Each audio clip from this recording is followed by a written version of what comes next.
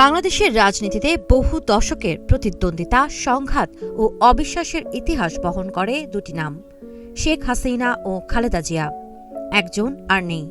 BNP chairperson ও সাবেক প্রধানমন্ত্রী খালেদা জিয়ার মৃত্যুতে শোক প্রকাশ করেছেন ক্ষমতাচ্যুত সাবেক প্রধানমন্ত্রী শেখ হাসিনা। আওয়ামী লীগের অফিসিয়াল ফেসবুক পেজে প্রকাশিত সেই শোকবার্তায় খালেদা জিয়াকে বাংলাদেশের প্রথম নারী প্রধানমন্ত্রী ও গণতন্ত্র প্রতিষ্ঠার আন্দোলনের অন্যতম মুখ হিসেবে স্বীকৃতি দেওয়া হয়েছে। কিন্তু অনেকে প্রশ্ন তুলছেন, এই শোকবার্তা কতটা যুক্তিযুক্ত, কতটা রাজনৈতিক আনুষ্ঠানিকতা আর কতটা আন্তরিকতা। বাস্তবতা হল, খালেদা জিয়ার জীবদ্দশায় তার চিকিৎসা নিয়ে সবচেয়ে বেশি বিতর্ক তৈরি হয়েছে শেখ হাসিনার সরকারের সময়েই। গুরুতর অসুস্থ অবস্থায় থাকা সত্ত্বেও খালেদা জিয়াকে বিদেশে উন্নত চিকিৎসার অনুমতি দেওয়া হয়নি, বরং বারবার সরকার প্রধান ও সরকারের শীর্ষ পর্যায় থেকে তার অসুস্থতা নিয়ে কটাক্ষ, সন্দেহ প্রকাশ এবং রাজনৈতিক মন্তব্য এসেছে। খালেদা জিয়া কি করেছিল?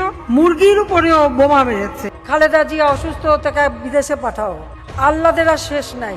যদি আরো কিছু ডিমান্ড করে তখন কি করবেন? মরে যাতে না যায়, একটু পদ্মা নদীতে চুপনি দিয়ে সেতুতে তুলে দেওয়া উচিত। এখন যে নিজের সব কাজেই ব্যর্থ হয়, সে তো ব্যর্থ দেখবেই। ব্যর্থতা ছাড়া সফলতা দেখার মতো মানসিকতা তো তার নেই। বিএনপি যদি বেশি বাড়াবাড়ি করলে আবার জেলে পাঠিয়ে দেবো, কোনো চিন্তা নেই। খালেদা জিয়ার চিকিৎসা নিয়ে আদালত, প্রশাসন ও সরকারের কঠোর অবস্থান তখন মানবিকতা বনাম রাজনীতির প্রশ্নে দেশকে বিভক্ত করেছিল।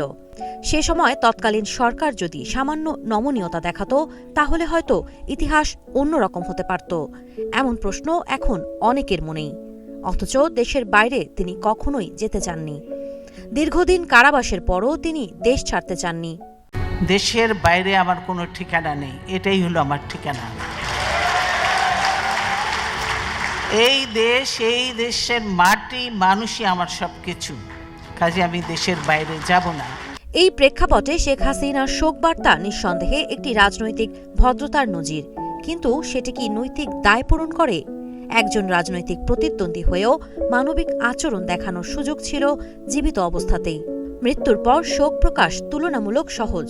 জীবনের শেষ সময়ে সহানুভূতি দেখানোই ছিল প্রকৃত পরীক্ষা।